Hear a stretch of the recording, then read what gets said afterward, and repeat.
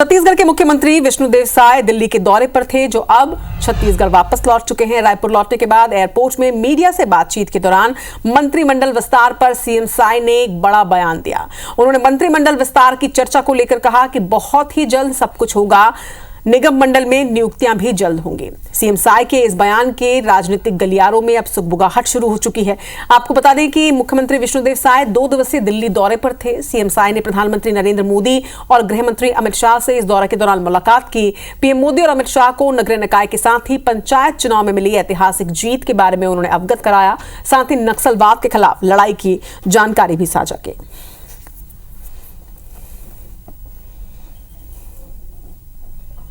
छत्तीसगढ़ में एक सियासी चर्चा शुरू हो जाती है कि मंत्रिमंडल विस्तार होने वाला है, निगम मंडलों में नियुक्ति होने वाली है, तो अभी इंतजार कितना है? वो सब होगा, मंत्रिमंडल का भी विस्तार होगा और निगम मंडलों में भी नियुक्ति होगी।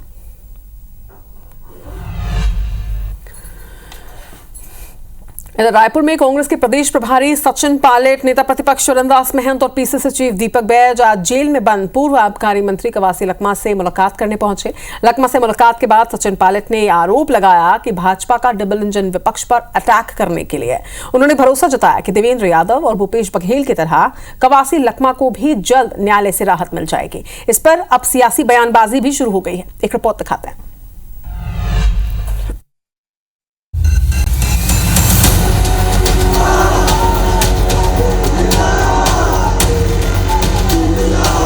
छत्तीसगढ़ के पूर्व आबकारी मंत्री और सीनियर कांग्रेस के नेता कवासी लखमा शराब घोटाला मामले में 2 महीने से जेल में बंद हैं। उनसे मुलाकात करने बुधवार को प्रदेश प्रभारी सचिन पायलट, प्रदेश सह प्रभारी जरिता लैथफलांग, विजय जांगिड़ और पीसीसी चीफ दीपक बैज के साथ नेता प्रतिपक्ष चरणदास महंत पहुंचे। मुलाकात के बाद सचिन पायलट ने बीजेपी पर हमला बोलते हुए कहा कि इस प्रदेश में और देश में जो सरकार के खिलाफ बात करता है, बीजेपी के खिलाफ बात करता है, उन्हें इसी तरह परेशान और प्रताड़ित किया जाता है। उन्होंने भूपेश बघेल और देवेंद्र यादव के केस का जिक्र करते हुए कहा कि इन्हें कोर्ट से राहत मिली है। उन्हें पूरी उम्मीद है कि कवासी लखमा को भी जल्द ही कोर्ट से राहत मिलेगी। उन पर जो भी आरोप लगा है वो कोर्ट में नहीं टिकेगा। पायलट ने कहा कि हम लोग कोर्ट में लड़ाई लड़ते रहेंगे, ये व्यक्ति विशेष की लड़ाई नहीं है। पूरे देश में जहाँ जहाँ बीजेपी सरकारी एजेंसियों का दुरुपयोग कर रही है, वहाँ वहाँ हम विरोध करेंगे। पूरे देश में जहाँ जहाँ भाजपा एजेंसीज का दुरुपयोग कर अपने कंपटीशन को, अपने प्रतिस्पर्धा वाले करने वाले लोगों को दबाना चाहती है, उसका हम विरोध करेंगे। नीतिगत जो परिवर्तन के जो आरोप हैं, मुझे लगता है वो न्यायालय में टिकेंगे नहीं और अंत में न्यायालय से हम लोगों को इसमें विजय मिलेगी, मुझे पूरा विश्वास है। नेता प्रतिपक्ष चरणदास महंत ने कहा कि कवासी लखमा सरकार से मिले कष्ट को पूरी दिलेरी से झेल रहे हैं और हमें पूरी उम्मीद है कि कोर्ट की तरफ से उन्हें न्याय मिलेगा। इस पर पलटवार करते हुए डिप्टी सीएम अरुण साहब ने कहा कि कांग्रेस सरकार में हुए घोटालों की बात छत्तीसगढ़ के बच्चे बच्चे को मालूम है। इस सरकार के जो प्रताड़ना है, चाहे केंद्रीय सरकार का हो चाहे राज्य सरकार का हो, उसको झेलने में कहीं कोई कोताही नहीं कर रहा है। बड़े शान से जी रहा है और सीना ताने बैठा हुआ है। इस बात की हम सबको खुशी है। बच्चे बच्चे को मालूम था कि शराब घोटाला छत्तीसगढ़ में हो रहा है और जांच के आधार पर ईडी की कार्रवाई हो रही है, पर ये कांग्रेस के नेताओं का सोच समझ में नहीं आता है। कई बार एक तरफ नेता प्रतिपक्ष विधानसभा में सीबीआई जांच की मांग करते हैं, दूसरी तरफ ईडी की कार्रवाई पर प्रश्न चिन्ह उठाते हैं। कांग्रेस के वरिष्ठ नेताओं के साथ कार्यकर्ता भी सेंट्रल जेल पहुंचे और जमकर नारेबाजी की। अब देखना बड़ा दिलचस्प होगा कि वरिष्ठ नेताओं से मुलाकात के बाद कवासी लखमा का मामला आगे किस तरह से सियासी रंग लेता है। राजेश मिश्रा, IBC 24, रायपुर।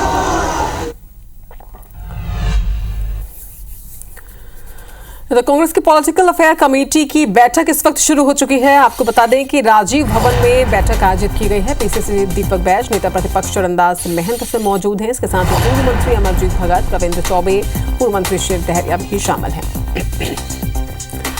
तो पीसीसी प्रभारी सचिन पायलट आज छत्तीसगढ़ के दौरे पर हैं। मुलाकात करने के लिए वो पहुंचे और इसके साथ ही आज रायपुर में एक बड़ी बैठक का आयोजन किया गया है। माना जा रहा है कि आगामी रणनीति के साथ ही जिस तरह से निकाय चुनाव में कांग्रेस की हार हुई है, उस पर समीक्षा भी की जानी है। तमाम कांग्रेस के दिग्गज नेता इस बैठक में मौजूद हैं। अमरजीत भगत, रविंद्र चौबे, शिव डहरिया, विकास उपाध्याय, यानी तमाम वो चेहरे इसमें शामिल है और इसके साथ ही जेल से छूटे देवेंद्र यादव भी आज इस बैठक में पहुंचे हैं। पॉलिटिकल अफेयर कमेटी की ये बैठक है। राजीव भवन में पीसीसी प्रभारी सचिन पायलट इस बैठक को ले रहे हैं। पीसीसी चीफ दीपक बैज के साथ ही पूर्व मुख्यमंत्री भूपेश बघेल और तमाम नेता इसमें शामिल।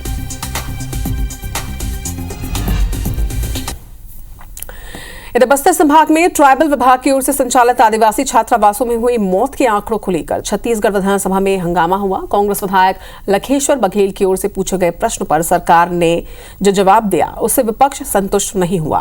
विपक्ष के विधायकों ने सरकार पर मौत के आंकड़े छुपाने के आरोप लगाए। साथ ही इस पर जवाब दे रहे मंत्री केदार कश्यप ने कांग्रेस सरकार के समय हुई अनियमितता का जिक्र किया, जिसके बाद विपक्षी विधायक सदन में नारेबाजी करने लगे और फिर सदन से वॉकआउट किया।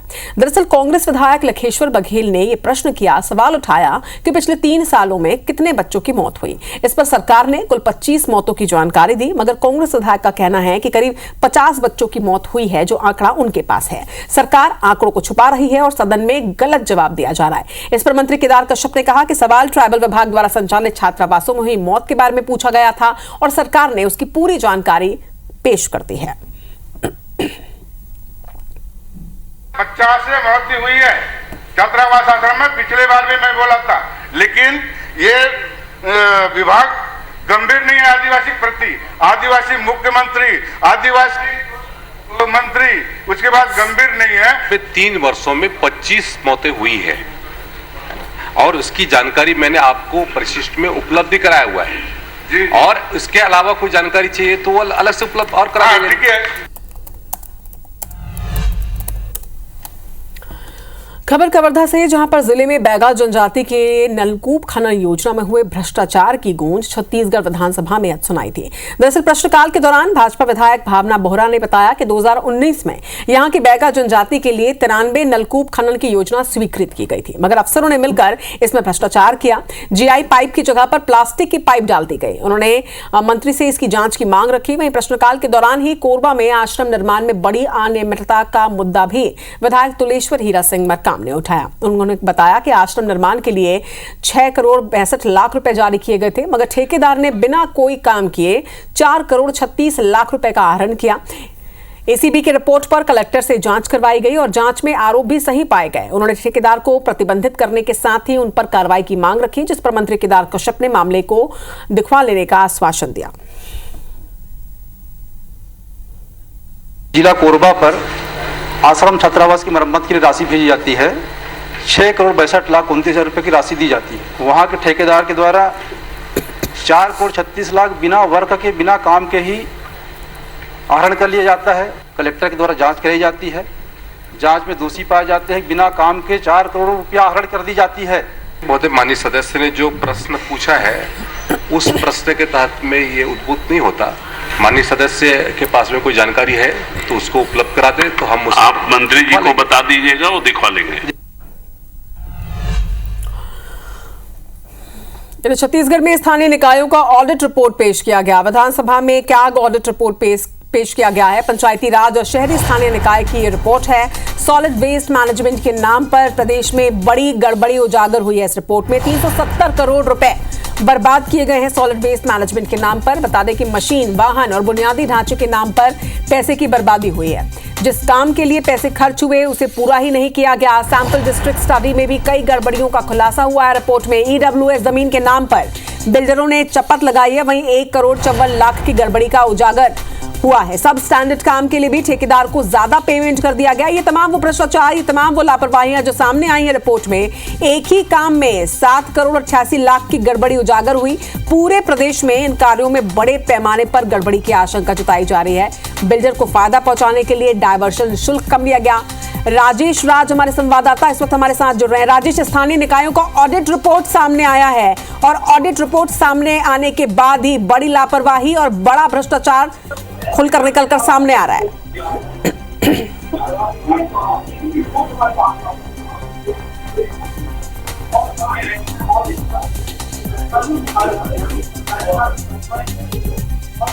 राजेश, सुन पा रहे हैं आप?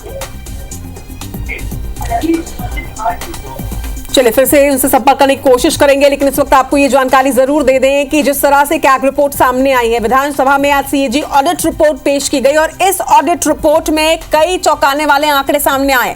पंचायती राज और शहरी स्थानीय निकाय की रिपोर्ट आज विधानसभा में पेश की गई, जिसमें सॉलिड वेस्ट मैनेजमेंट जिसका दम भरा जाता है उसके नाम पर बड़ी गड़बड़ी उजागर हुई है।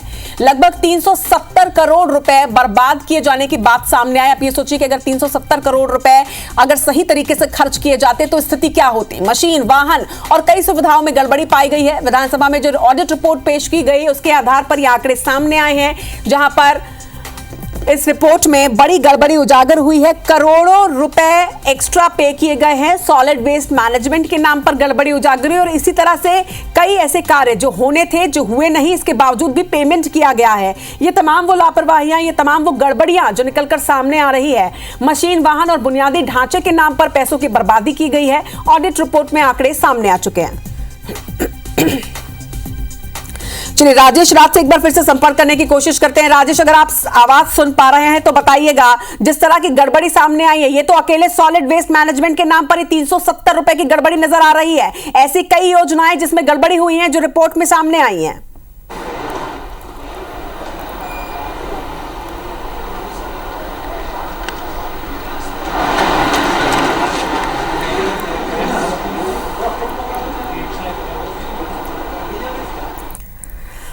चलिए संपर्क नहीं हो पा रहा है राजेश से, लेकिन निश्चित तौर पर एक बड़ी गड़बड़ी निकलकर सामने आई है। स्थानीय निकायों की ये रिपोर्ट है। आपको बता दें आज विधानसभा में रिपोर्ट पेश किया गया जिसमें कई गड़बड़ियां सामने आई। देखना होगा कि अब इस पर क्या कुछ फैसले होते हैं, क्या कुछ कार्रवाई की जाती है।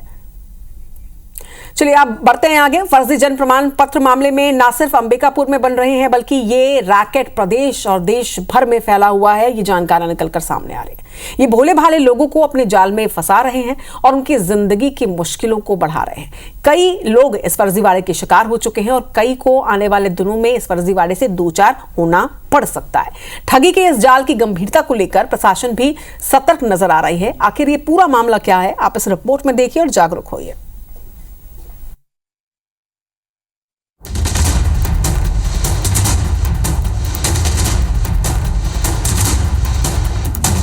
IBC 24 लोगों के साथ हो रही धोखाधड़ी को लेकर भी प्रमुखता से खबर दिखाता है।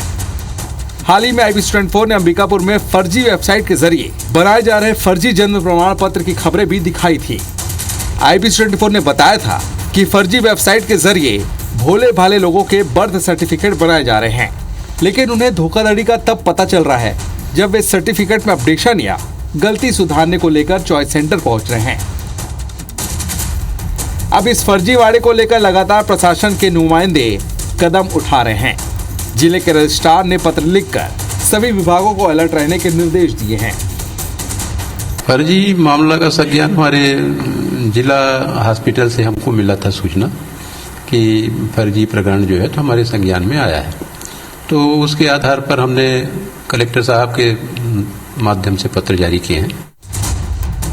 अंबिकापुर में फर्जी जन्म प्रमाण पत्र के खुलासे के बाद IBC 24 ने आशंका जाहिर की थी कि ये फर्जीवाड़ा प्रदेश भर में फैल सकता है, लेकिन जिला रजिस्ट्रार ने इस फर्जीवाड़े को पूरे देश में फैले होने की आशंका जाहिर की है और यही वजह है कि अधिकारी ने इस पर अंकुश लगाने के लिए मुख्य रजिस्ट्रार रायपुर को भी सूचना दी है ताकि ये मामला केंद्र की जानकारी में आ सके और समय रहते उचित कदम भी उठाया जा सके। नहीं, ये चूंकि RGI का सॉफ्टवेयर है तो ये ऑल इंडिया में है, तो इस वेबसाइट के माध्यम से लोग बाग फर्जी कर रहे हैं, कोई अपने सरगुजा भर में ऐसा नहीं है। फर्जीवाड़ा करने वाले वर्तमान में भी सक्रिय हैं और उनके इस फर्जीवाड़े का भोले भाले लोगों को भी पता नहीं है, लेकिन इस तरह के मामले बेहद गंभीर हैं और इन पर लगाम लगाना बहुत जरूरी है। उम्मीद है शासन प्रशासन की सतर्कता से इस तरह के फर्जीवाड़ों पर जल्द ही पूरी तरह से लगाम लगाने में सफलता साबित होगी। अभिषेक सोनी, IBC 24 अंबिकापुर। छत्तीसगढ़ के महात्मा गांधी उद्यानिकी एवं वानिकी विश्वविद्यालय के अंतर्गत संचालित 15 कॉलेजों में शिक्षकों की भारी कमी का मुद्दा बुधवार को विधानसभा में गूंजा। प्रश्नकाल के दौरान भाजपा विधायक अजय चंद्राकर के सवाल पर जवाब दिया गया कि विश्वविद्यालय से संबद्ध 15 कॉलेजों में शिक्षकों के 662 पद स्वीकृत हैं, लेकिन उनमें से सिर्फ 69 पर ही भर्ती हो पाई है। 623 शिक्षकों के पद इस वक्त खाली हैं। भाजपा विधायक ने कॉलेजों के नाम के साथ लगे शोध केंद्र को लेकर भी सवाल किया कि क्या यहां पर शोध कार्य किए जा रहे हैं। जवाब मिला कि यहां अब तक शोध कार्य की शुरुआत नहीं हुई है।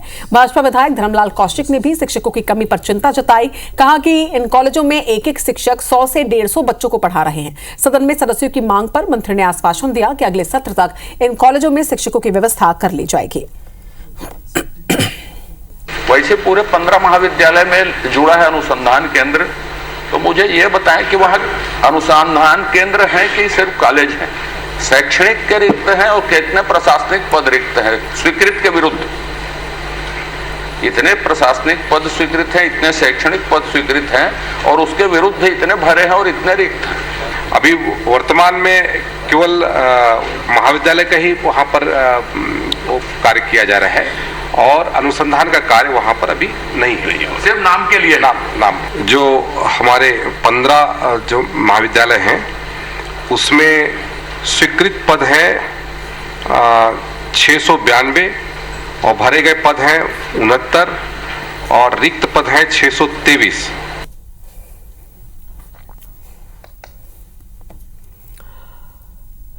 इधर छत्तीसगढ़ कांग्रेस की पॉलिटिकल अफेयर कमेटी की बैठक की शुरुआत हो चुकी है। आपको बता दें कि राजीव भवन में बैठक का आयोजन किया गया है। आज पीसीसी प्रभारी सचिन पायलट छत्तीसगढ़ के दौरे पर है।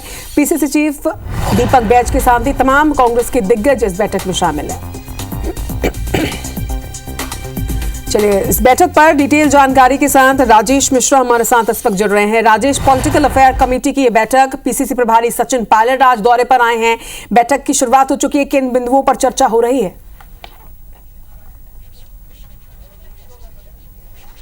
हाँ देखिए, अगर बात करें तो पिछले 2 घंटे से पॉलिटिकल अफेयर कमेटी की कांग्रेस की बैठक हो रही है, राजीव भवन में बैठक हो रही है और इस बैठक में शामिल होने के लिए विशेष रूप से कांग्रेस के प्रदेश प्रभारी जो सचिन पायलट वो यहाँ पर हैं, पूर्व मुख्यमंत्री भूपेश बघेल, नेता प्रतिपक्ष चरणदास महंत हैं, तमाम पूर्व मंत्री जो वो यहाँ पर मौजूद है, कांग्रेस के जितने नेता वो भी मौजूद हैं। इसके अलावा सह प्रभारी जो दोनों सह प्रभारी वो भी मौजूद हैं। इस बैठक की अगर बात करें तो इस बैठक में प्रमुख रूप से साय सरकार के खिलाफ किस तरह से आगे की रणनीति पर काम करना है, किस तरह से साय सरकार के मुद्दों को लेकर सदन से सड़क तक जाना है, इसको लेकर चर्चा चल रही है। और इसके अलावा जिस तरह से कांग्रेस के नेताओं पर ईडी लगातार कार्रवाई कर रही है, इन 2 मुद्दों पर अहम रूप से इस पर चर्चा चल रही है। लगभग 2 घंटे हो चुके हैं और जिस तरह चहल पहल अभी शुरू हुई है उससे ऐसा लगता है कि बैठक एकदम अभी समाप्ति पर है और उसके बाद ही सचिन पायलट बाहर निकलकर, दीपक बैज बाहर निकलकर इस बैठक में क्या कुछ हुआ उसकी जानकारी यहाँ पर देंगे। काफी महत्वपूर्ण बैठक मानी जा रही है क्योंकि नगरीय निकाय और त्रिस्तरीय पंचायत चुनाव के बाद एक बड़ी बैठक है जिसमें कांग्रेस के सभी बड़े नेता यहां पर मौजूद हैं, नेता प्रतिपक्ष भी मौजूद हैं, प्रभारी भी मौजूद हैं, सह प्रभारी भी मौजूद हैं, तमाम पूर्व मंत्री मौजूद हैं, तो सभी लोग यहां मौजूद हैं। और इस बैठक में निश्चित रूप से जैसा कि कल हमारी और भी बहुत सारे लोगों से बातचीत हुई, आज सुबह सचिन पायलट से बातचीत हुई, उनका कहना है कि आने वाले समय में कांग्रेस साय सरकार के खिलाफ कौन कौन मुद्दों लेकर काम करेगी, किस तरह से काम करेगी, क्या क्या इसका एजेंडा रहेगा और किस तरह से आक्रामक रुख अपनाना है, इन तमाम मुद्दों को लेकर इस पर रणनीति तैयार की जा रही, इस पर चर्चा हुई। से नए और पुराने चेहरों को मिलाकर एक नई टीम बनाना है और नई टीम बैठक में की जा रही है। हालांकि और किन बिंदुओं पर चर्चा की गई ये देखना होगा और ये बैठक खत्म होने के बाद जानकारी आपसे हम जरूर लेंगे। राजेश, फिलहाल तमाम जानकारियों के लिए आपका शुक्रिया।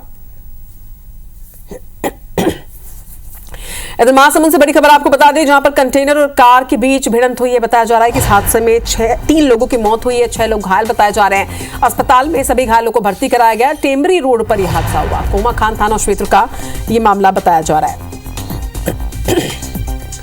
तो महासमुंद में एक दर्दनाक सड़क हादसे की खबर निकलकर सामने आ रही है। बताया जा रहा है कि कंटेनर और कार के बीच टक्कर हुई है। हादसे में 3 लोगों की मौत हो गई है, वहीं 6 लोग घायल बताए जा रहे हैं, जिन्हें फिलहाल अस्पताल में भर्ती कराया गया है। टेमरी रोड पर यह पूरा हादसा हुआ। महासमुंद का वो टेमरी रोड जहां पर अक्सर हादसे की खबर निकलकर सामने आती है और वहां एक बार फिर से ऐसी टक्कर हुई है जिसमें 3 लोगों की मौत हो गई है, वहीं 6 लोग गंभीर रूप से घायल बताए जा रहे हैं।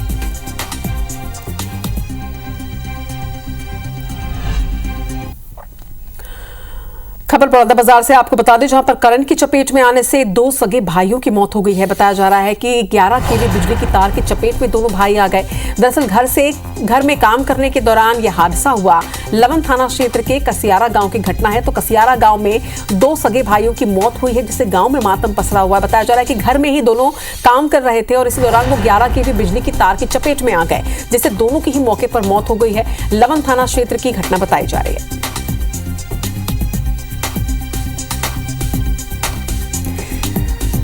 तो तार की चपेट में आने से दो सगे भाइयों की मौत हुई है।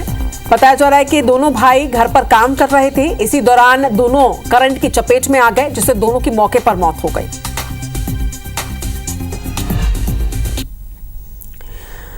इधर अंबिकापुर में मेयर का घर भी अनसेफ है, ऐसा हम इसलिए कह रहे हैं क्योंकि मेयर मंजुषा भगत के घर पर ही चोरी हुई है। चोरी की वारदात सीसीटीवी में भी कैद हुई है। बताया जा रहा है कि दिन दहाड़े मेयर के घर में चोर घुसा। ये सीसीटीवी आप देखिए, बड़े आराम से वारदात को अंजाम देता हुआ चोर नजर आ रहा है। साइकिल उठाकर कैसे यहां से फरार हो गया। ये घर आम घर नहीं है, ये प्रथम नागरिक का घर, महापौर का घर, और महापौर का घर अगर अनसेफ है तो अंबिकापुर में आम जनता कितनी सेफ है और आम घर कितने सेफ है, ये बड़ा प्रश्न चिन्ह उठता है। सीसीटीवी में ये चोर कैद हो रहा है, साइकिल उठा के यहां से फरार होता नजर आ रहा है चोर। फिलहाल सीसीटीवी के आधार पर पुलिस आरोपी की तलाश कर रही है।